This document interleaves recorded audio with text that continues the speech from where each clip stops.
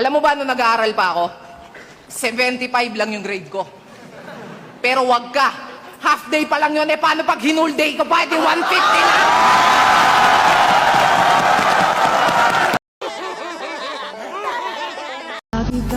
Sa isip ko na mahal kita. Porkit nagko-comment at nagre-react ka sa mga post ko, haharutin na kita?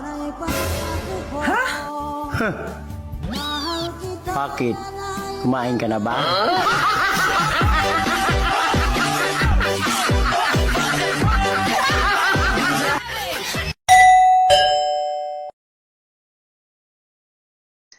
Oh, buti andito ka na. Sino ba yung babae kausap mo kanina? Imbis na uuwi ka kaagad kasi alam kong marami ka pang gawain. Ano? Kung ano pinanggagawa mo sa labas. Tika. Magka-boarding house lang naman tayo. Kung anong gusto kong gawin sa buhay ko, malaya ako dahil wala naman akong asawa. At bakit ka apektado?